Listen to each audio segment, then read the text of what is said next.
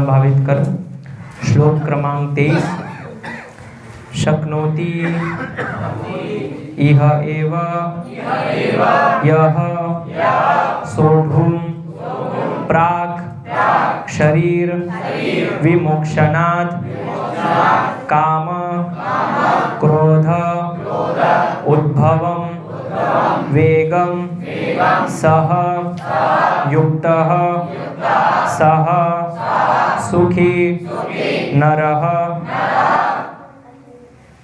शक्नोति हेव सोढुं प्राक् शरीर विमोक्षणात् काम क्रोधोद्भवं वेगं स युक्त स सुखी नर शक्नोति समर्थ है इह एव इसी शरीर में यह जो सोढुं सहन करने के लिए प्राक पूर्व शरीर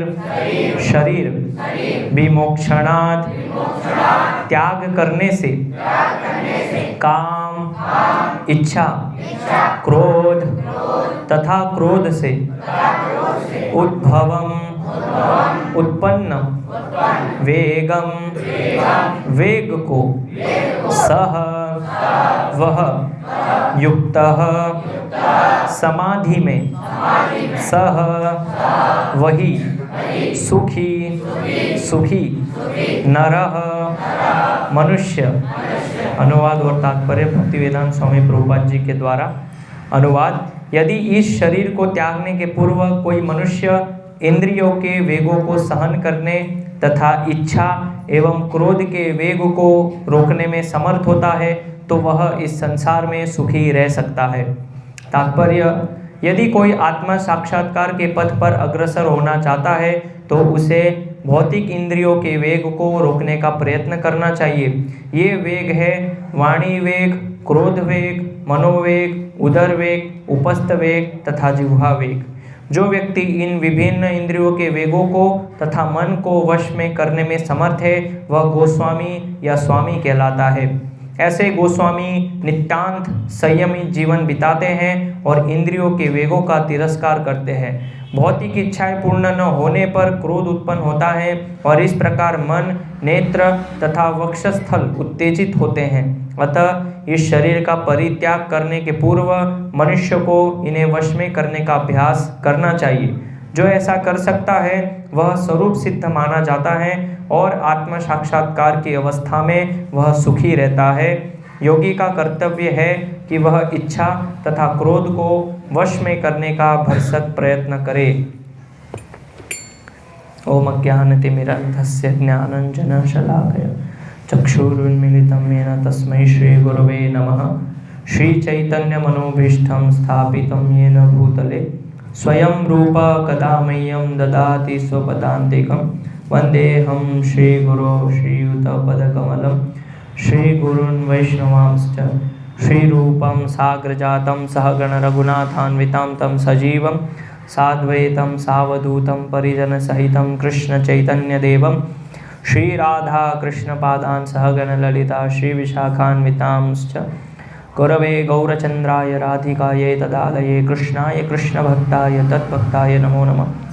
नमो विष्णुपादाय कृष्णपृष्ठाय भूतले श्रीमते भक्तिविकासस्वामिने नामिने। नमो विष्णुपादाय कृष्णपृष्ठाय भूतले श्रीमते भक्तिवेदान्तस्वामिने नामिने। नमस्ते सारस्वते देवे गौरवाणी प्रचारिणे निर्विशेष शून्यवादी पाश्चात्य देशतारिणे। जय श्री कृष्ण चैतन्य प्रभो नित्यानंद श्री अद्वैत गदाधर शिवासादि गौर भक्तविंद। हरे कृष्णा कृष्णा कृष्णा हरे हरे, हरे राम राम राम हरे हरे। हरे कृष्णा।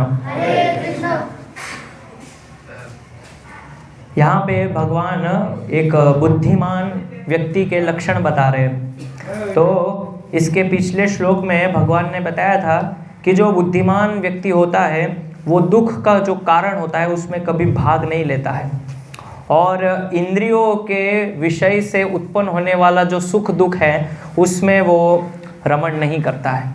और अभी आज का ये जो श्लोक है इसमें भगवान बता रहे हैं कि व्यक्ति को शरीर त्यागने के पूर्व उसको अपने वेगों को नियंत्रित करना चाहिए। तो भगवान यहाँ पे बता रहे वो वेग क्या है, कौन से वेगों को नियंत्रित करने की बात कर रहे हैं। तो भगवान यहाँ पे बता रहे हैं कि इंद्रियों के जो वेग हैं, सामान्यतः वेग होते हैं वाणी का वेग। वाणी का वेग अर्थात एक तो है सामान्य कि लोग बोलते हैं, सबको बोलना पसंद है, तो बोलने की मनाही नहीं है, लेकिन अति से ज़्यादा बोलना, आवश्यकता से अधिक बोलना, उसको वाणी का वेग कहा जाता है। तो ज़्यादा अत्यधिक बोलने से हमारे शरीर की आयु कम होती है। इसीलिए पहले के लोग जो है मौन धारण करते थे, इसलिए उनको मौनी बाबा बोलते थे, क्योंकि जितनी ज़्यादा हम बात करते हैं उतनी श्वासें हमें लेनी पड़ती हैं और उससे हमारी जो आयु की क्षमता है वो कम हो जाती है। इसीलिए वाणी के वेग को नियंत्रित करने को बताया गया है। फिर दूसरा भगवान यहाँ पे बता रहे हैं, दूसरा है क्रोध वेग। क्रोध वेग आने से भी हमारी आयु कम होती है। इसीलिए कभी भी जीवात्मा को क्रोध नहीं करना चाहिए अनावश्यक रूप से। तो शास्त्र में उदाहरण आता है, जैसे समुद्र होता है, समुद्र के अंदर जो गंदगी होती है वो हमें दिखती नहीं है, लेकिन जब वो लहर आती है समुद्र के तट पे तो सारी गंदगी को वो तट पे लेके आती है। उसी प्रकार हमारे शरीर के अंदर बहुत सारी गंदगी है जो अंदर दबी हुई है। जब हम क्रोध करते हैं तो वो सारी गंदी चीज़ें बाहर आती हैं। इसीलिए आप देखिए जब कोई व्यक्ति क्रोध करता है तो सबसे पहले उसके मुख से गाली निकलती है। वैसे कोई गंदे शब्द अपशब्द प्रयोग नहीं करता है, लेकिन जब क्रोध आता है तब वो गाली गलौज करता है। ये साबित करता है कि हमारे अंदर जो गंदगी है वो क्रोध के समय बाहर निकलती है। इसीलिए जो आध्यात्मिक मार्ग में लगा हुआ है उस व्यक्ति को कभी भी क्रोध नहीं करना चाहिए। और हम देखते हैं कि शास्त्र के अंदर आपको ऐसे अनेक अनेक वृत्तांत, अनेक अनेक उदाहरण मिलेंगे जहाँ पे लोगों ने क्रोध किया और उनका सर्वनाश हुआ। जैसे हम देखते हैं कि मैं ये बोल रहा हूँ कि क्रोध को अनावश्यक नहीं करना है, मैं ये नहीं बोल रहा हूँ कि क्रोध को पूर्ण रूप से नियंत्रित करना है। जहाँ आवश्यक है वहाँ क्रोध करना चाहिए। तो हम देखते हैं कि श्रीमद् भागवतम के अंदर दक्ष महाराज की कथा आती है। दक्ष महाराज जो थे वो बहुत बड़ा यज्ञ कर रहे थे और ब्रह्मा जी के पुत्र हैं। तो दक्ष महाराज जो हैं वो यज्ञ कर रहे थे। उस समय बहुत सारे देवी देवताओं उनके यज्ञ में आए थे और वो जब यज्ञ की आहुति डाल रहे थे तो सभी देवी देवताओं को यज्ञ की आहुति डाल रहे थे, लेकिन शिव जी को आहुति नहीं डाल रहे थे। तो जब दक्ष महाराज यज्ञ सभा में प्रवेश करते हैं तो उस समय सारे देवी देवता जो है खड़े होते हैं उनका सम्मान करने के लिए। अभी दक्ष राजा जो हैं वो पृथ्वी के राजा है और देवी देवता वो स्वर्ग के नियंत्रक है, लेकिन फिर भी दक्ष जब यज्ञ सभा में प्रवेश कर रहे हैं तो सब खड़े हो गए केवल दो व्यक्ति को छोड़ के, एक ब्रह्मा जी और दूसरे शिव जी। तो ब्रह्मा जी इसलिए खड़े नहीं हुए क्योंकि वो दामाद हैं और पुत्र हैं, तो खड़े होने की आवश्यकता नहीं, इसलिए वो खड़े नहीं हुए। दूसरी तरफ शिव जी जब खड़े नहीं हुए तो उनको क्रोध आ गया दक्ष महाराज को कि ये शिव जी क्यों खड़े नहीं हुए और ये मेरे दामाद हैं। दक्ष महाराज को ये नहीं पता था कि ये वैष्णव है। वो उस नज़रिए से देखते थे कि मेरी पत्नी का विवाह शिव जी से हुआ है और ये कौन है, शमशान में घूमने वाला और गले में जो है सांप डालने वाला, भस्म लगाने वाला, और बैठा हुआ है, मेरा तिरस्कार कर दिया इसने। तुरंत क्रोध किया और उनको अपशब्द बोलने लगे। तो शिव जी के जो अनुयायी थे वो सहन नहीं कर पाए उसको कि ऐसे कैसे अपमान कर सकते हैं शिव जी का, क्योंकि शिव जी को महान वैष्णव बताया गया है शास्त्र के अंदर। लेकिन वो क्रोध की वजह से इतनी भयंकर वहाँ पे लड़ाई होती है, इतना भयंकर युद्ध होता है। कि अंततः शिव जी के जो अनुयायी हैं वो दक्ष प्रजापति का सिर काट के बकरे का सिर लगा देते, पूरा सिर काट देते उनका। केवल एक छोटी सी गलती कि शिव जी खड़े नहीं हुए, और वास्तव में शिव जी को खड़े होने की जरूरत नहीं थी क्योंकि वो महान वैष्णव है, लेकिन अनावश्यक क्रोध किया और अनावश्यक क्रोध करने की वजह से इतना बड़ा युद्ध छिड़ गया। केवल छोटी सी बात थी कि शिव जी खड़े क्यों नहीं हुए।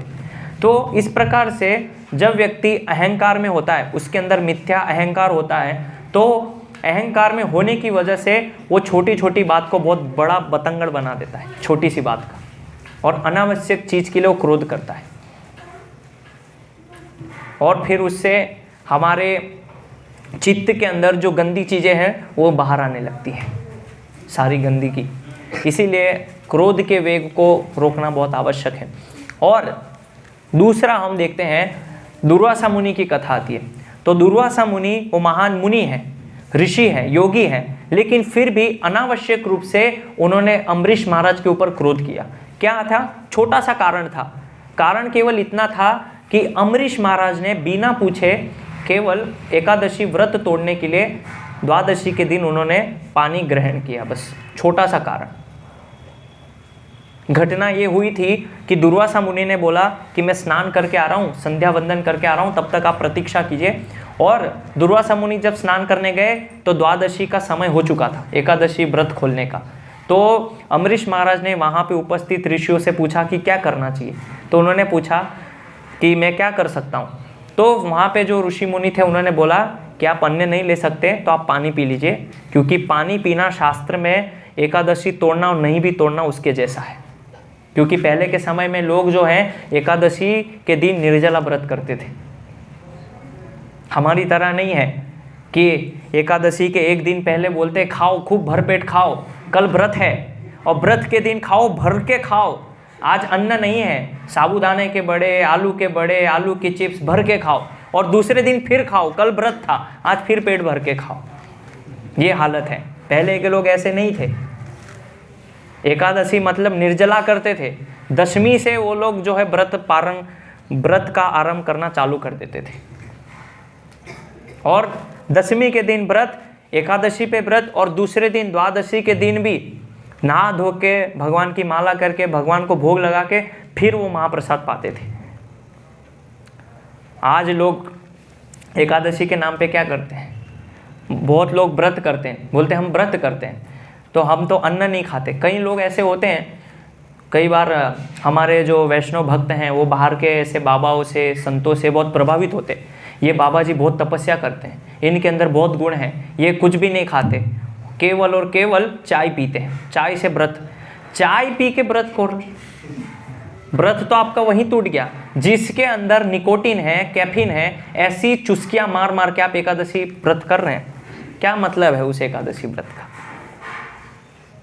कोई मतलब नहीं है। ये लोग जो करते हैं, हम 9 दिन नवरात्र करते हैं, दिन में 10 तो चाय पी जाते हैं, क्या नवरात्र करेंगे? चाय पीने से कभी व्रत जो है वो संपूर्ण नहीं होता है। ये भ्रम है लोगों का कि चाय पीने से हम व्रत रख रहे हैं। आपने चाय पी मतलब आपका व्रत वहीं टूट गया। लेकिन आज लोगों को, पहले चाय थी नहीं थी चाय, इसलिए लोग निर्जला करते थे, जल भी नहीं लेते थे। तो इसी प्रकार वहाँ के ऋषि मुनि ने बोला कि आप जल ले लीजिए। तो दुर्वासा मुनि को ये पता चला, वहाँ पे वो स्नान कर रहे थे, और यहाँ पे अम्बरीश महाराज ने 1-2 बूंद पानी की ले ली भगवान को अर्पण करके महाप्रसाद के रूप में। और जैसे ही उनको ये पता चला तुरंत गुस्सा हो गए, भड़क गए। अब बताइए कितना बड़ा कारण था? छोटा सा कारण था बस, लेकिन गुस्सा करने लगे। और क्रोध करने से नुकसान किसका हुआ? दुर्वासा मुनि का, क्योंकि उन्होंने क्रोध किया, भगवान ने तुरंत सुदर्शन चक्र छोड़ा। अम्बरीश महाराज को कुछ नहीं हुआ क्योंकि वो भगवान के भक्त थे। अनावश्यक क्रोध, जबकि वो मुनि है, संत है, बड़े योगी है, ऋषि मुनि में नाम आता है, लेकिन क्रोध करने से भगवान ने खुद ही सुदर्शन चक्र का आह्वान किया। और उसके परिणाम स्वरूप दुर्वासा मुनि लगातार 1 साल तक पूरे ब्रह्मांड के अंदर भ्रमण करते रहे, लगातार 1 साल तक। अपनी जान बचाने के लिए, और भगवान के पास भी गए। देखिए कितनी शर्म की बात है, जिन्होंने चक्र छोड़ा उनके ही पास जा रहे हैं, और जिन भक्तों का अपराध किया उन्हीं के पास जाना पड़ रहा है। लेकिन विष्णु बोल रहे मैं भी नहीं बचा सकता, आप अम्बरीश महाराज के पास जाइए। तो अम्बरीश महाराज फिर उनको बचाते हैं। तो अनावश्यक रूप से क्रोध करने का ये परिणाम होता है। ऐसे हमको बहुत छोटी छोटी बात पे क्रोध आता है ना, हर छोटी छोटी बात पे। तो यहाँ पे बताया कि क्रोध करने से क्या होता है। तो शास्त्र में बताया है कि जब हम क्रोध करते हैं तो क्रोध करने से होता क्या है वास्तव में, कि हमारी जो बुद्धि है वो सम्मोहित हो जाती है। माया के इस वैभव को देख के हमारी बुद्धि जब सम्मोहित होती है तो बुद्धि का नाश हो जाता है।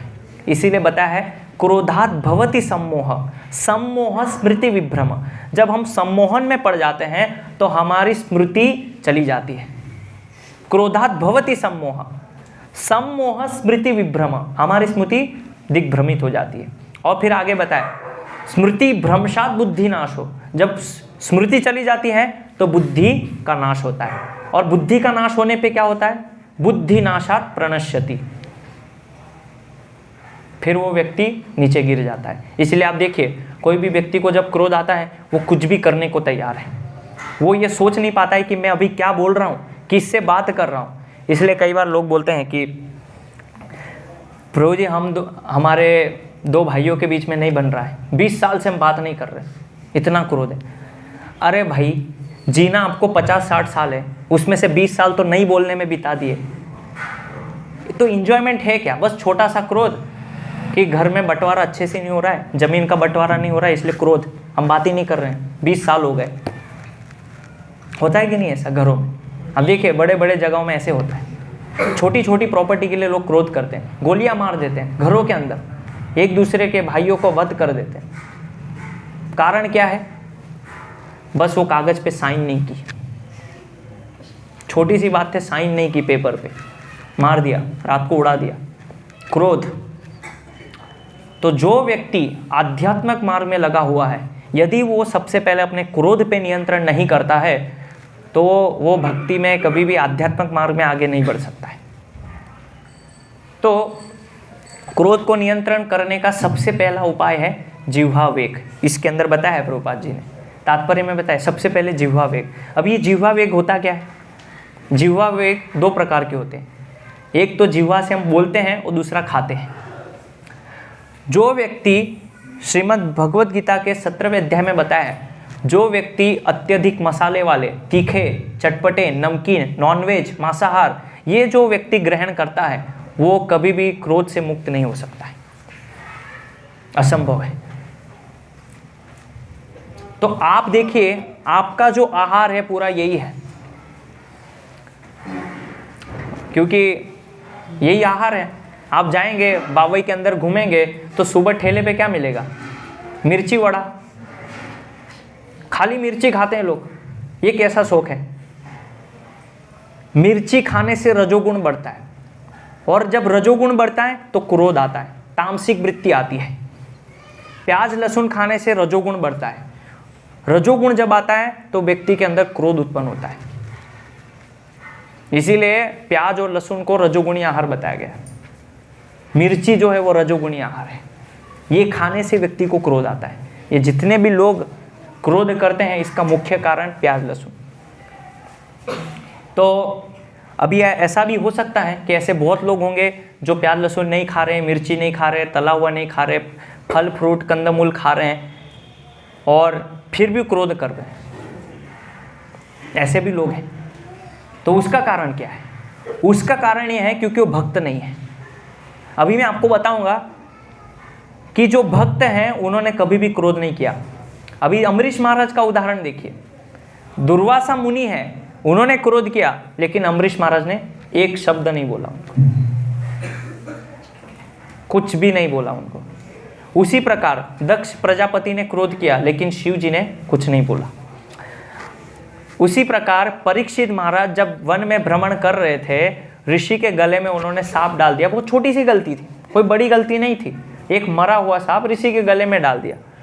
तो उसके ऊपर ऋषि के बालक ने क्रोध कर दिया और श्राप दे दिया। 7 दिन में मृत्यु हो जाएगी। कोई बड़ी चीज़ थी?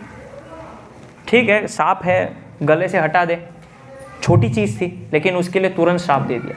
परीक्षित महाराज ने क्या किया? श्राप दिया, उसको सहर्ष स्वीकार किया।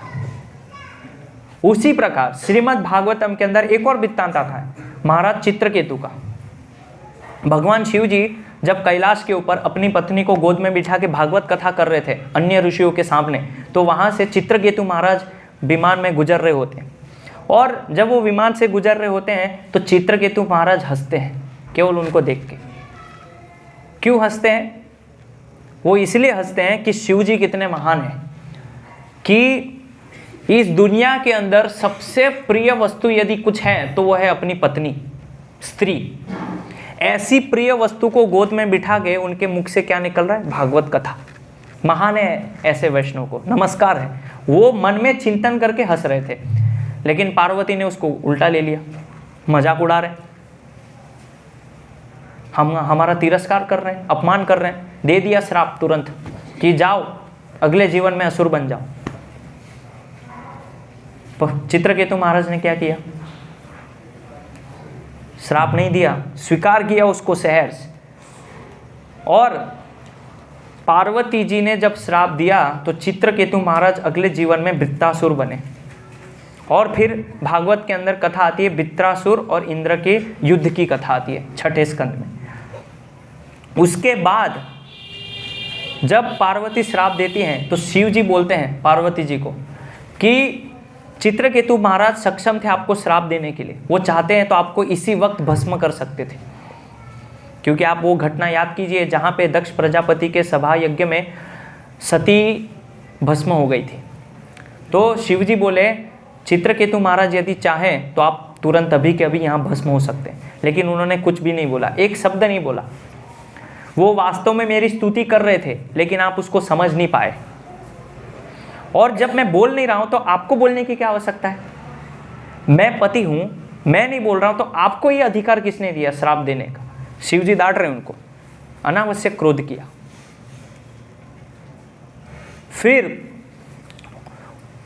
फिर हम देखते हैं और दूसरी जगह, अच्छा बहुत सारे वृत्तांत हैं कि उसके विपरीत भक्तों ने जब क्रोध किया तो क्या हुआ। अभी तो हमने सारे भक्तों की बात की, अभी भक्त लोग क्रोध कर रहे हैं। तो भक्त लोग जब क्रोध करते हैं तो क्या होता है? इतिहास की रचना होती है।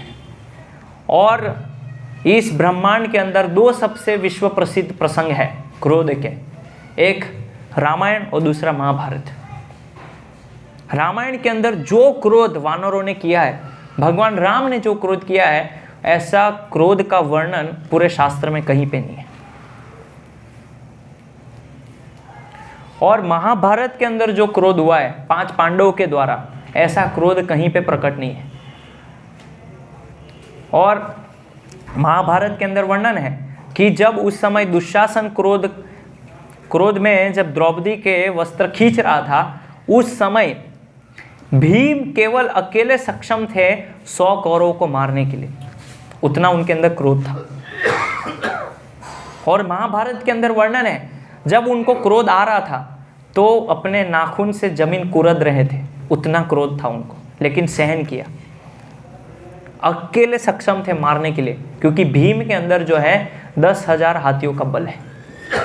चाहते तो अकेले मार सकते थे, लेकिन सहन किया। क्यों? क्योंकि बड़े बुजुर्ग बैठे थे। अभी हम इतना सहन करते हैं? अभी इस दुनिया में उल्टा होता है। मान लीजिए किसी से हमारी वैरता है, दुश्मनी है, वैर भाव है, तो हम चाहते हैं कि हम संभल जाए, तो वो सोचता है डरपोक है, भाग गया। लोग गलत फायदा उठाते हैं। मान लीजिए हमने सोचा कि अब इस पे क्या केस करना, चलो हम वापस ले लेते हैं। नहीं, मुझे तो केस करना ही है, मैं तो करके ही रहूँगा, उसको भले ही नहीं करना। ऐसी स्थिति आज समाज के अंदर। तो फिर इसीलिए जैसे के साथ तैसा होना पड़ता है। सठे सठ्य आचरित, जो सठ है उसके साथ सठ जैसा व्यवहार करना पड़ता है, ये चाणक्य पंडित बोलते हैं। इसीलिए कभी कभी लोग हमारे साधुओं का गलत फायदा उठाते हैं। लोग बोलते हैं कि साधु कभी क्रोध नहीं करते। कहाँ लिखा है शास्त्र में साधु क्रोध नहीं करते? एक भी प्रमाण हो तो बताइए। लोग बोलते हैं मेरे गुरु कभी क्रोध नहीं करते इसलिए मैंने उनको गुरु बनाया। ये लक्षण है गुरु बनाने का कि वो क्रोध नहीं करते? एक भी प्रमाण शास्त्र में यदि हो तो बताइए कि साधु कभी क्रोध नहीं करते। एक भी प्रमाण।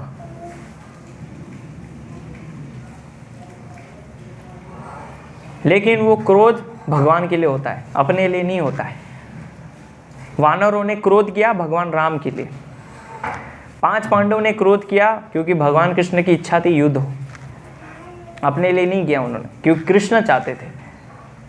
लेकिन उसके विपरीत कर्ण, दुशासन, दुर्योधन क्रोध कर रहे हैं किस लिए? अपने खुद के लिए।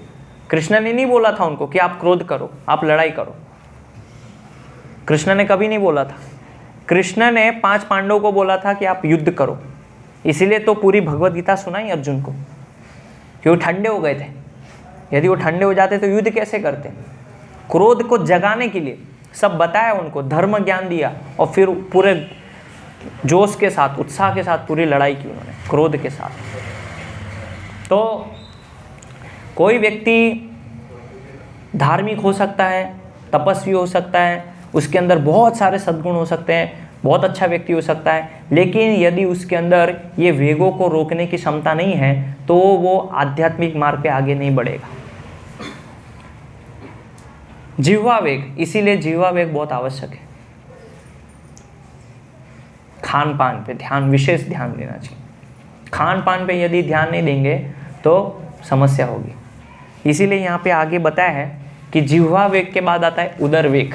उदर मतलब पेट, पेट का। अब पेट का वेग क्या होता है? अच्छा, ये वेग शब्द क्या होता है? पहले तो ये बताए वेग होता क्या है? पता है किसी को वेग क्या होता है? कोई भी चीज जब अति से ज्यादा हो जाती है उसको वेग बोलते हैं। अति से ज्यादा करना उसको वेग कहते हैं। क्रोध करना ठीक है, लेकिन जब अति से ज्यादा करते हैं तो उसको क्रोध वेग बोलते हैं। बोलना नियंत्रित रूप में बोलना वो ठीक है, लेकिन अति से ज्यादा बोलना वो वाणी का वेग है, इसको वेग कहा जाता है। उदर का वेग, अभी उदर का वेग क्या है? एक तो है कि भूख लगती है, वो ठीक है, लेकिन अति से ज्यादा खाना वो उदर का वेग है। अभी क्या होता है कि जिह्वा वेग जो है, यदि जिह्वा कंट्रोल में नहीं है, नियंत्रण में नहीं है, तो फिर पेट में समस्या होगी। आजकल ज़्यादातर लोगों को प्रॉब्लम पेट की है, डाइजेशन नहीं हो रहा है, अपच हो गया है, गैस हो गया है, एसिडिटी हो गया है। क्या है ये सब? खाने की वजह से। कोई ध्यान नहीं है खाने में, कब क्या किस समय क्या खाना है कोई अता पता नहीं है, लोगों को पता ही नहीं है आहार क्या होना चाहिए। यदि सामान्य सरल भाषा में मैं बताऊं तो हमारा आहार जो है बहुत सात्विक होना चाहिए। सुबह थोड़े फल फ्रूट ले लिया, सात्विक आहार, कुछ अंकुरित आहार लिया, दोपहर में थोड़ा भोजन कर लिया, और रात को थोड़ा दूध या रोटी पी खा के सो गए। ये आहार होना चाहिए एक भक्त का। यहाँ तो 4-4 टाइम भोजन पक रहा है। सुबह दो तो आलू के पराठे, मेथी के पराठे, ये पराठे तो वो पराठे, और दोपहर में फिर ये मिस्सी रोटी तो वो चने की रोटी, पता नहीं क्या क्या, और रात को फिर और दबा के दाल चावल और क्या क्या बन रहा है। तो गैस एसिडिटी कहाँ जाएगी? खाने पे नियंत्रण होना चाहिए। ये तो खा लिया ठीक है, ये तो घर का हो गया, अभी बाहर का कोटा तो अलग है। घर में खा लिया वो हिसाब किताब अलग है। बाहर जाके अभी फिर वो समोसे, कचौड़ी, आलू बड़े, जिलेबी, ये ना वो फलान ढिकान क्या क्या खा रहे हैं, वो कहाँ जाएगा? कोई कंट्रोल नहीं है। देख रहे हैं आप, ये वेग है। इसीलिए बता रहे हैं कि जो भक्ति करना चाहते हैं पहले उनको वेगों को रोकिए। खान पान में नियंत्रण होना चाहिए। किसके साथ क्या भोजन करना है ये भी शास्त्र में दिया है। जैसे उदाहरण के लिए दूध है तो दूध के साथ कोई भी नमकीन वस्तु नहीं खाना है, क्योंकि विरुद्ध बताया गया, विरुद्ध आहार। ये यदि खाएंगे तो पेट में समस्या होगी। उसी प्रकार जो फल हैं, फल के साथ आप अन्न खाएंगे तो पेट में समस्या होगी। ये सब शास्त्र में दिया हुआ है। आयुर्वेद पूरा एक शास्त्र है। सुश्रुत संहिता और आचार्यों ने सब, च्यवन मुनि ने अलग अलग सूत्र दिए हैं खान पान के ऊपर। ये सब हमें ध्यान रखना चाहिए भक्तों को। ठीक है, ऐसा नहीं है कि रोज रोज मीठा खा रहे हैं, रोज मीठा खा रहे हैं। रोज मीठा खाएंगे तो डायबिटीज हो जाएगी, फिर हमेशा के लिए मीठा बंद हो जाएगा। उससे अच्छा नियंत्रित मात्रा में मीठा होना चाहिए कि महीने में 1-2 बार कुछ मीठा खाए। नहीं तो क्या है कि घर से निकलने से पहले जेब में चेक करते हैं 10 रुपये है कि नहीं। अब 10 रुपये क्यों चाहिए? क्योंकि वहाँ पे वो जिलेबी, 2 जिलेबी खाए बिना दिन की शुरुआत नहीं होती है। तो पहले चेक करते हैं 10 रुपये है, हाँ 2 जिलेबी आ जाएगी इसमें। ऐसे नहीं होता है, ऐसे आप ऐसे वेग को नहीं रोक पाएंगे। इसीलिए जिह्वा के वेग को जब रोकते हैं, वेग मतलब अति से ज़्यादा मैंने बताया, तो फिर पेट की समस्या, उदर वेग सब अस्त व्यस्त हो जाएगा आपका। ज़्यादातर लोग आज बीमार हैं खान पान की वजह से। मैं गारंटी दे रहा हूँ, खान पान सुधारिए, आपका 90% जो हेल्थ स्वास्थ्य है वो ठीक हो जाएगा। 90% बीमारी लोगों को आ रही खान पान से। शास्त्र के अनुसार रात्रि में भोजन करना सर्वदा वर्जित है, निषेध है, लेकिन अधिकतर लोग रात को ही भोजन करते कि नहीं करते?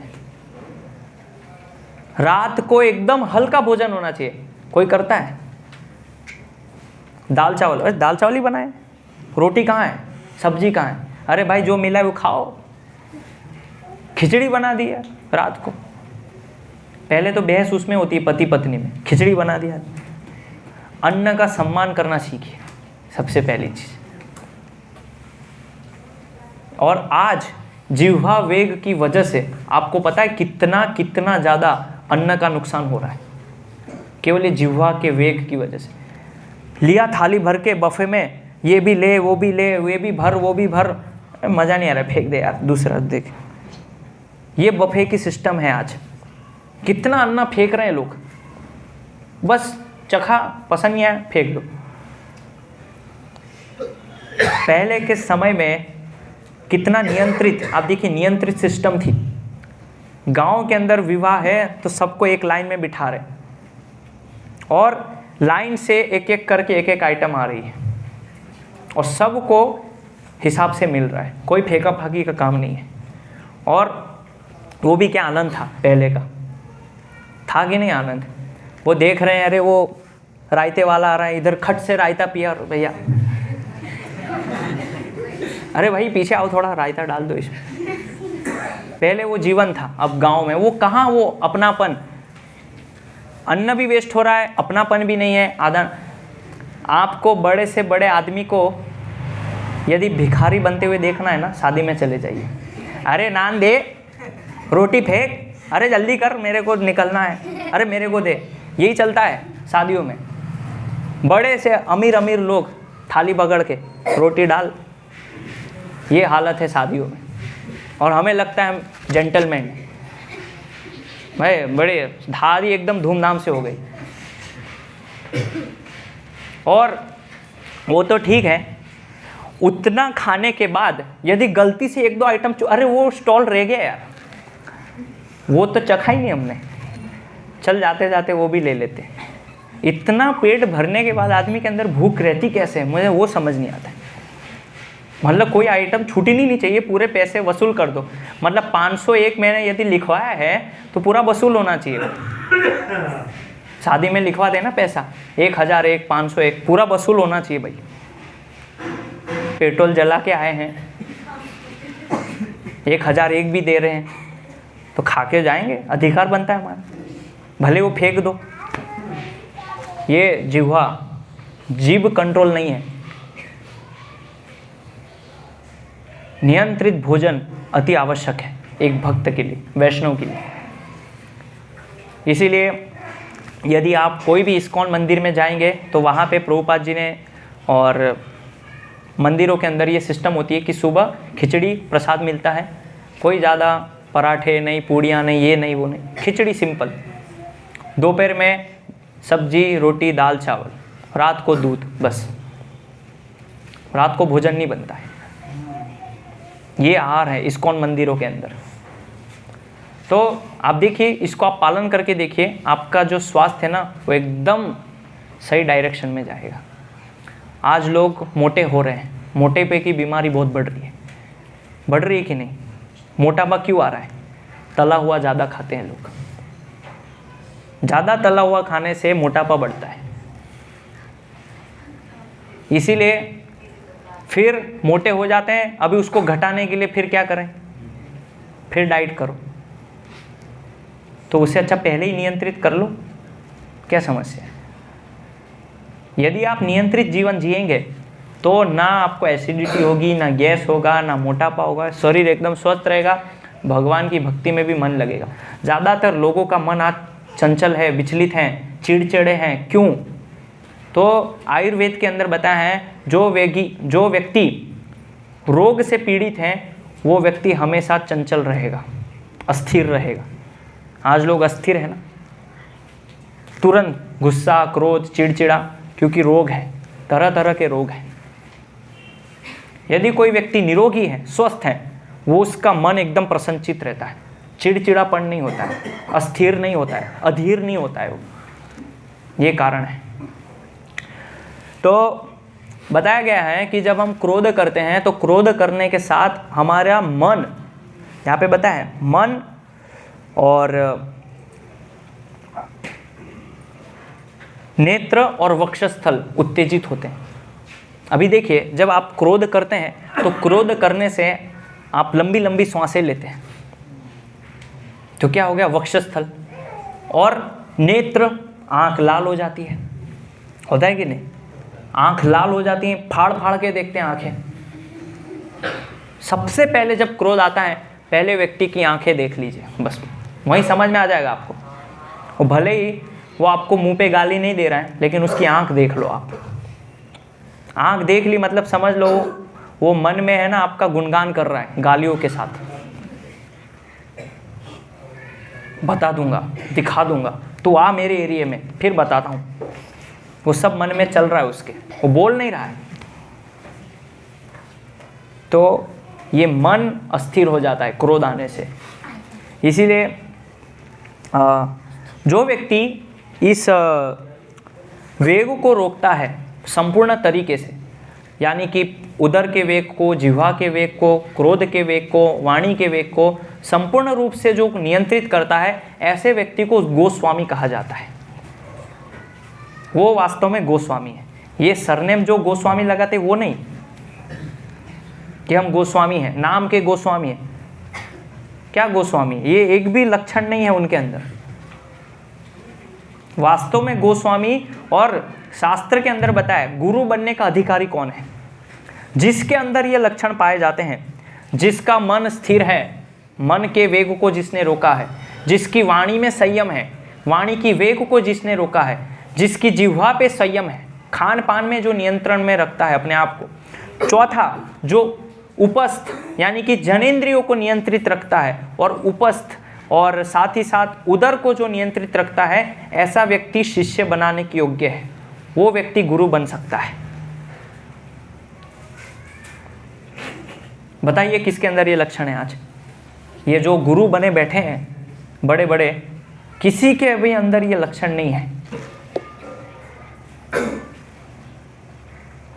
गुरु का पहला लक्षण है ये, तभी उसको गोस्वामी कहा जाता है, अन्यथा वो गोदास है, इंद्रियों का दास है। तो इस तरह से जब हम क्रोध का पूर्ण रूप से परित्याग करते हैं, यहाँ पे प्रभुपाद जी बता रहे हैं कि इस शरीर का परित्याग करने के पूर्व मनुष्य को इन्हें वश में करने का अभ्यास करना चाहिए।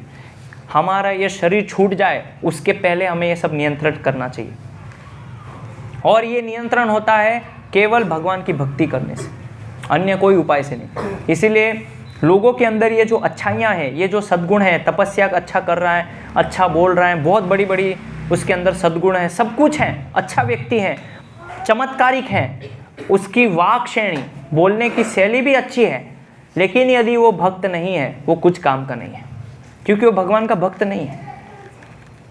इसलिए कभी कभी हमारे भी भक्त आकर्षित हो जाते हैं कि वो वाणी इतनी अच्छी है उनकी, हाँ चमत्कारिक बाबा है, ये बताते हैं, ये नुस्खा बताते हैं। लेकिन पहली चीज़, क्योंकि वो विष्णु के भक्त नहीं है इसलिए वो सब निरर्थक है। और उसके विपरीत शास्त्र में बताया, यदि कोई चांडाल है, स्वपच कुत्ता खाने वाला है, लेकिन यदि वो वैष्णव है, भले उसको मंत्र नहीं आता, कुछ नहीं आता, वो सबसे बड़ा गुरु है, उसको गुरु कहा जाता है। क्यों? क्योंकि वो विष्णु का भक्त है, भगवान का भक्त है। वो भले ही अभी हमें समझने में ऐसा लग सकता है कि ये शास्त्र में ऐसे अनेक अनेक प्रमाण है शास्त्र में, क्योंकि वहाँ पे जाति भेद नहीं था, यहाँ पे अभी जाति भेद आ गया है। वाल्मीकि जी कौन थे? ब्राह्मण कुल में जन्मे थे, गुरु का दर्जा दिया कि नहीं? ऐसे अनेक अनेक संत हैं जिनका जीवन आप देखेंगे, ना ब्राह्मण कुल में था, ना उनको मंत्र आते थे, लेकिन प्रामाणिक गुरु मिलने से आज उनको गुरु के रूप में देखा जाता है। कोई जात पात नहीं देखी जाती। वाल्मीकि कौन थे? डाकू थे, चोर लुटेरे थे, आज उनको गुरु के रूप में पूजा जाता है। तो कहने का मतलब यह है कि भगवान के भक्त होना बहुत आवश्यक है। और जो व्यक्ति भगवान के नाम का कीर्तन करता है, हरिनाम संकीर्तन करता है, वो ये वेगों को बहुत आसानी से रोक सकता है। नहीं तो आप कितना भी प्रयास कर लीजिए, कुछ भी कर लीजिए, संभव नहीं है वेग को रोकना। और वेग को रोकना मतलब अति से ज़्यादा जो कर रहे हैं उसको खींचना, जो भी चीज़ हम अति से ज़्यादा कर रहे हैं। तो ये भगवान बताना चाह रहे अर्जुन को। और फिर इसके अगले श्लोक में 24 नंबर के श्लोक में बता रहे हैं कि जो अंतकरण में सुख का अनुभव करता है, जो कर्मठ है और अंतकरण में ही रमण करता है तथा जिसका लक्ष्य अंतर्मुखी होता है, वह सचमुच पूर्ण योगी कहलाता है। यानी कि जो व्यक्ति अंतकरण में सुख का अनुभव करता है, बाहरी रूप से नहीं, अंतर से, वो व्यक्ति वास्तव में योगी है, उसको पूर्ण योगी कहा जाता है। और दूसरा क्या है? जिसका लक्ष्य अंतर्मुख होता है। अंतर्मुख का मतलब हमारे अंदर है परमात्मा, यानी कि भगवान को प्राप्त करना, भगवान के दर्शन करना, ये हमारा लक्ष्य है। जिसका लक्ष्य ये होता है वो पूर्ण योगी कहलाता है। और वह परब्रह्म में मुक्ति पाता है और अंततो गत्वा ब्रह्म को प्राप्त होता है। जब ये व्यक्ति के अंदर ये लक्षण पाए जाते हैं तो अब वास्तव में वो भगवान के धाम जाने का अधिकारी बनता है। अभी हम नहीं जाएंगे इस अवस्था में, क्योंकि हमारे अंदर ये लक्षण नहीं है। भगवान के धाम जाने के लिए भक्ति बहुत आवश्यक है। कोई ले जाए नहीं ले जाए उसकी गारंटी है नहीं, पता नहीं, लेकिन भक्ति डेफिनेटली 100% श्योर आपको भगवत धाम ले जाएगी, ये पूर्ण गारंटी है भगवान की भक्ति। यदि इस जीवन में भगवान नहीं मिलते कोई बात नहीं, अगले जीवन में जरूर, मरने के बाद भगवान जरूर दर्शन देंगे, लेकिन खाली नहीं जाएगा आपका, कुछ भी खाली नहीं जाएगा, थोड़ी भी जो आपने भक्ति की है। आप देखिए श्रीमद् भागवतम के 6वें स्कंद के अध्याय में जहाँ पे अजामिल की कथा आती है, वहाँ पे वर्णन आता है कि कोई व्यक्ति भगवान का नाम यदि अज्ञानतावश लेता है, किसी के मजाक उड़ाने के लिए लेता है, ऐसे व्यक्ति का भी भगवान उद्धार करते हैं। तो सोचिए, जो व्यक्ति भगवान को भाव से पुकारता है उसका भगवान क्या करते हैं। जैसे कई बार लोग बोलते हैं ना, ये हरे कृष्ण वाले जा रहे हैं, लंबा लंबा टीका वाले जा रहे हैं, ये चोटी वाले जा रहे हैं बाबा, चोटी वाले बाबा, ये लाल कपड़े वाले महाराज जी जा रहे हैं, हरे कृष्ण वाले, जो चिढ़ा रहे हैं, मजाक कर रहे हैं, ऐसे लोग का भी भगवान उद्धार करते हैं। ऐसे कई बार गांव में लोगों के नाम भगवान के नाम पे से होते हैं ना, तो पूरी अजामिल की जो कथा इसी पे से थी कि अजामिल जो था वो उसने पाप किए थे, और ऐसे पाप किए थे जिसमें ब्रह्मांड के अंदर यदि लिस्ट बनाई जाए तो भी कम पड़ जाए, इतने पाप किए थे। और कोई ऐसा पाप नहीं था जो उसने नहीं किया,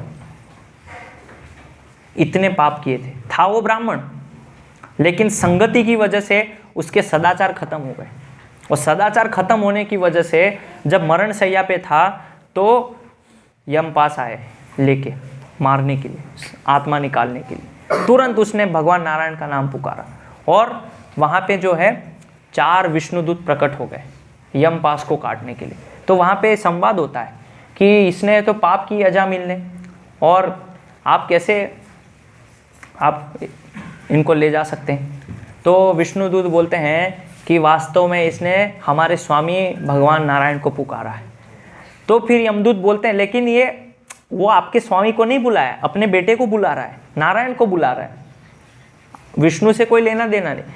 तो विष्णुदूत बोलते हैं जो भी हो, नारायण नाम पहले पड़ा किसका, इस लड़के का कि हमारे स्वामी का, आपके स्वामी का, बस। तो फिर और यदि आपने अभी और ज़्यादा बात की हम आपको भी उठा के ले जाएंगे, इसलिए चले जाइए यहाँ से, छूने की ज़रूरत नहीं है। तो वहाँ पे ये संवाद आता है। विष्णुदूत बोलते हैं कि कोई व्यक्ति भले ही वो कुछ भी करता है, अभी इसका मतलब ये नहीं कि जानबूझ के पाप करें और आखिरी में भगवान का नाम ले ले, वो संभव भी नहीं है। मान लीजिए आपकी मृत्यु अच्छे ढंग से होगी, ये जरूरी नहीं है। अजामिल तो खटिया में लेटा हुआ था और सीधा भगवान का नाम पुकारा, हमको तो वो भी नसीब नहीं होगा, इसलिए वो भ्रम में मत रहिए। लेकिन फिर भी विष्णुदूत बता रहे हैं कि जो व्यक्ति मान ले अज्ञानतावश मजाक में कुछ भी करके भगवान का नाम पुकारता है, ऐसे लोग यम के अधिकारी नहीं हैं, वो यम के पास नहीं जाएंगे। इसलिए हरिनाम संकीर्तन करने से व्यक्ति भगवत धाम जाने का अधिकारी बनता है। मैं कई बार लोग गांव में भगवान के नाम पे से होता है तो लोग बोलते हैं ना कि वो राम को इधर भेज देना, वो शाम को भगा दे यहाँ से। अभी वो भले ही वो बोल रहे हैं लेकिन है तो भगवान का नाम, तो ऐसे लोग का भी उद्धार करने को तैयार है। तो जो व्यक्ति सच्चे दिल से हृदय से भगवान को जो पुकारते हैं, माला पे जो भगवान का नाम जप करते हैं, ऐसे लोगों का क्या होगा आप सोचिए। भगवान तो उनका अपरंपार कर देंगे, उनको इस दुनिया से ही निकाल देंगे। इसीलिए भक्ति करना बहुत ज़रूरी है। तो तब हम ब्रह्म को प्राप्त होंगे, यानी कि भगवान के धाम जाने के योग्य बनेंगे। तो सबसे पहले जो करना है वो ये है कि हमें अपने आप के अंदर जो ये वेग है उसको रोकना है, और उसमें सबसे महत्वपूर्ण है क्रोध को। क्रोध अनावश्यक रूप से करने की आवश्यकता नहीं है, जहाँ पे ज़रूरत है वहीं क्रोध करना। और क्रोध को नियंत्रण करना कैसे है? खान पान से, जो मैंने बताया आपको। यदि आप खान पान नियंत्रित करेंगे तो बुद्धि अपने आप स्थिर होगी, मन अपने आप स्थिर होगा, और आपका जो मन है वो शांत रहेगा। तो ये पूरा भगवान जो है फार्मूला बता रहे हैं एक भक्त के लिए। हरे कृष्णा हरे कृष्णा कृष्णा कृष्णा हरे हरे, हरे राम राम राम हरे हरे। श्रीमद् भगवद गीता की जय, श्रील प्रभुपाद की जय, निताय गौर प्रेमानंदे। एक क्वेश्चन था। हाँ, कल महाशिवरात्रि है तो उसके बारे में थोड़ा। कल महाशिवरात्रि है, तो महाशिवरात्रि हम लोग जो वैष्णव हैं, हम लोग उनको एक वैष्णव के रूप में पूछते हैं। अभी ये बहुत बड़ा विषय है कि उनको वैष्णव के रूप में क्यों पूछते हैं, लेकिन वैष्णव के रूप में हम पूछते हैं इसलिए नहीं कि हम वैष्णव हैं, क्योंकि उस शास्त्र में दिया है। आप श्रीमद् भागवतम का 12वां स्कंद यदि खोलेंगे तो 12वें स्कंद के अंदर अलग अलग प्रमाणों का वर्णन है। उसके अंदर बताया है कि निम्न गानम यथा गंगा, कि जितने भी नदियां हैं उसमें सर्वश्रेष्ठ गंगा जी हैं। निम्न गानम यथा गंगा पुराणानाम इदम तथा, जितने भी पुराण हैं उस पुराण के अंदर भागवत पुराण श्रेष्ठ है। और फिर आगे बताया वैष्णवानाम यथा शंभु देवानाम अच्युतो यथा, कि जितने भी वैष्णव हैं सभी वैष्णव में शंभु शिव जी महान है, और जितने भी देव हैं सभी देवी देवता के अंदर अच्युत भगवान कृष्ण सर्वश्रेष्ठ है। तो महाशिवरात्रि के दिन हम व्रत नहीं करते हैं, हम लोग जाते हैं। जैसे कल हमारे बहुत सारे भक्त भोपाल से, बहुत सारे ब्रह्मचारी उज्जैन जा रहे हैं सुबह सुबह, और वहाँ पे जाके भगवद गीता का प्रचार करेंगे, लोगों को बताएंगे कि आप भगवद गीता पढ़िए। महाकाल में मंदिर में जाएंगे, दर्शन करेंगे और फिर पुस्तक का प्रचार करेंगे। तो ये हम लोग करते हैं। ऐसा नहीं कि व्रत कर रहे हैं और कुछ कर ही नहीं रहे, घर में बैठे हुए, नहीं। तो शिव जी से हम प्रार्थना करते हैं कि आप भगवान के महान वैष्णव हैं, और ये भक्ति जो है रसा सिंधु है, मतलब सिंधु का मतलब है सागर है, रस का सागर है ये भक्ति, और उस भक्ति में से केवल हमको कुछ बूंद मिली है।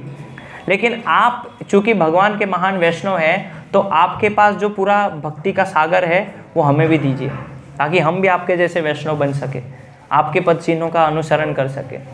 तो शिव जी जो है, बताया गया है कि शिव जी और विष्णु कैसे हैं। तो क्षीरम यथा दधि विकार विशेष योगा, क्षीरम यानी कि जो दूध और दही, तो दूध के अंदर जब दही मिलाते हैं तो दही बनता है, उसी प्रकार से जब दही में से यदि दूध बनना चाहे तो संभव नहीं। तो शिव जी ऐसे हैं।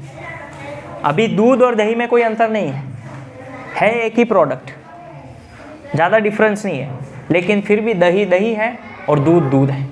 लेकिन जब दूध के अंदर दही डालते हैं तो समझ जाइए वो शिव जी है। अभी दही में से दूध नहीं बना सकते आप, यानी कि शिव जी में से विष्णु नहीं आते हैं, लेकिन है एक ही, शक्ति के हिसाब से एक ही है। लेकिन जो शक्ति विष्णु के अंदर है वो शिव के अंदर, इसीलिए शिव के तत्व को समझना बहुत कठिन है। इसलिए बहुत लोग जो है, आप देखिए स्वयं दक्ष महाराज भी अपराध कर रहे हैं शिव जी का, वो तो हमसे ज़्यादा बुद्धिमान है, लेकिन वो खुद अपराध कर रहे हैं। केवल एक वैष्णव ही समझ सकता है कि शिव जी की पोजीशन क्या है, और कोई नहीं समझ सकता। ये लोग जो शिव जी की उपासना करते हैं, जो पूजा करते हैं, वास्तव में मूर्ख हैं सब लोग। क्यों?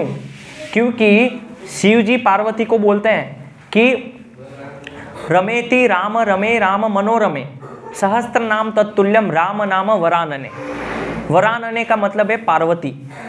तो वो पार्वती से बोल रहे हैं कि मैं वास्तव में राम राम का नाम जप करता हूँ, और राम नाम जप करने में जो मुझे आनंद मिल रहा है उसकी तुलना सहस्त्र नाम तत्तुल्यम, 1000 विष्णु सहस्त्र नाम से भी कई ज़्यादा है। ऐसे राम नाम की तुलना कर रहे हैं शिव जी, वो पार्वती को बोल रहे हैं। तो आप सोचिए कि जो शिव जी खुद राम नाम का जप कर रहे हैं, तो यदि हम खुद शिव जी की पूजा करेंगे तो उनको अच्छा नहीं लगेगा।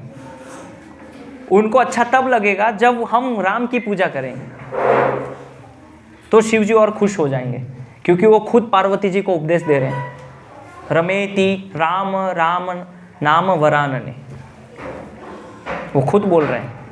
और पद्म पुराण के अंदर एक और श्लोक है जहाँ पे शिव जी बोलते हैं, पार्वती जी का प्रश्न होता है कि सर्वश्रेष्ठ पूजा किसको मानी जाती है, तो फिर शिव जी बताते आराधनाम सर्वेशाम विष्णु आराधना परम, जितनी भी आराधनाएं हैं उसमें विष्णु की आराधना परम है, ये शिव जी बोल रहे हैं।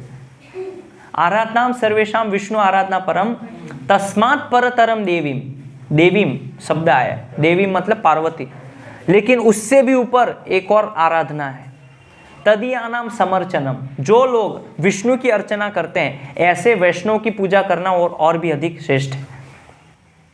ये शिव जी बोल रहे हैं।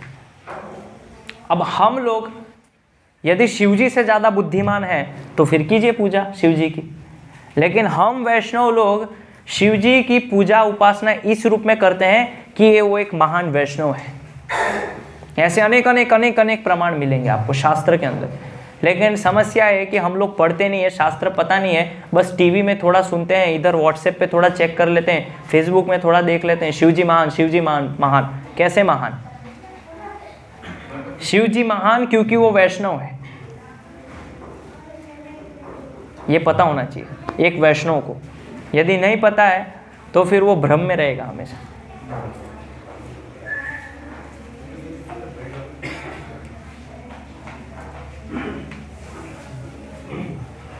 तो जो वैष्णव है उनको व्रत करने की जरूरत नहीं है, और जिनको भी श्रद्धा नहीं है भगवान कृष्ण पे, विष्णु पे, तो आप कीजिए, कोई मनाही नहीं है, स्वतंत्र हैं आप लोग। लेकिन ऐसा मेरा आदेश नहीं है कि व्रत करना ही नहीं है। मैंने सिद्धांत बताया, सिद्धांत क्या है, आगे आपकी इच्छा। हरे कृष्णा। बताइए।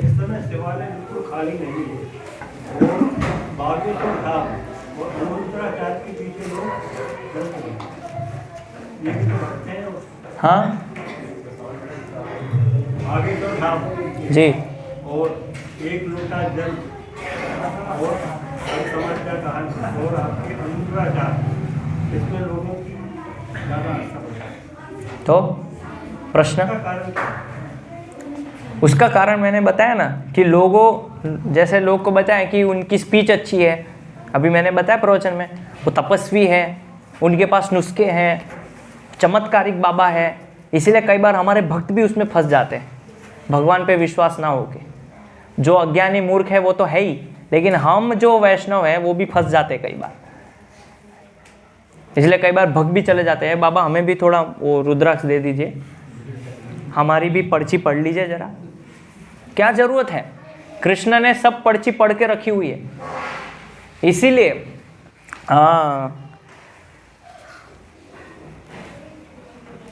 एक डायलॉग बताता हूं आपको। हरि नाम जप करत हद कर रहोत कि यम खाली कर दे आपका खाता। उतना जप कीजिए आप कि यमदूत खुद आपका खाता खाली कर दे। खाली उतना जप करने की जरूरत है, लेकिन उतना नाम जप कहाँ करते हैं हम भगवान का? सबको सस्ता शॉर्टकट। आप देखिए अजामिल ने जो पाप किए थे उतने पाप कौन कर रहा है आज? ताकत नहीं है दुनिया के अंदर।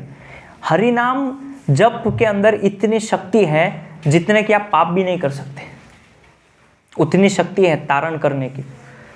उतने पाप दुनिया के अंदर बने ही नहीं है। ऐसा कोई पाप नहीं है जो हरि नाम काट नहीं सकता है। भगवान का नाम कोई जरूरत नहीं है, श्री नमो नमस्ते कोई जरूरत नहीं है नाम के आगे। हरे कृष्णा बस, श्री नमो नमा कुछ करने की जरूरत, सीधा भगवान का नाम हरि नाम। लेकिन लोगों को विश्वास नहीं होने की वजह से वहां जाते हैं। ठीक है, उनकी जितनी श्रद्धा है उस श्रद्धा के अनुसार कम से कम जा तो रहे हैं, वो एक श्रेष्ठ स्तर है, कम से कम जा रहे हैं।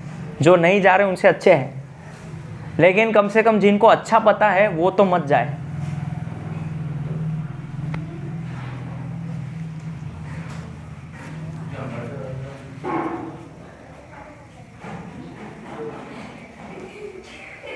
ब्रह्मा ने वरदान दिया हिरण्यकशिपु को, क्या हुआ?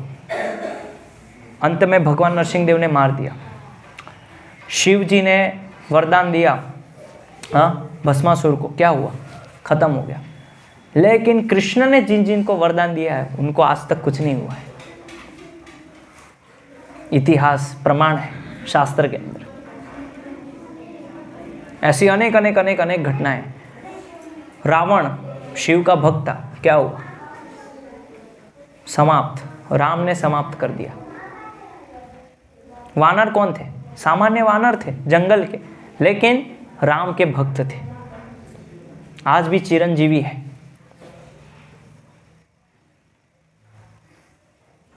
ऐसे आप देखिए जितने भी लोगों ने तपस्या की देवी देवता की, सब असुर निकले। और असुर तो छोड़िए, उन्होंने वरदान लिया देवी देवता से और उनको ही मारने पे चले। भस्मासुर शिवजी से वरदान लिया, उनको ही मारने चला। इतनी तो बुद्धि होनी चाहिए कम से कम।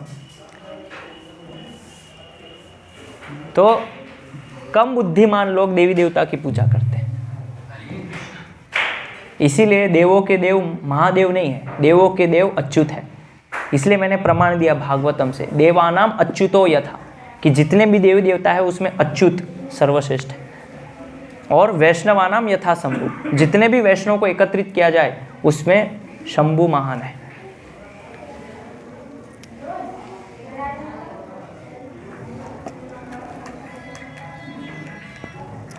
हरे कृष्ण।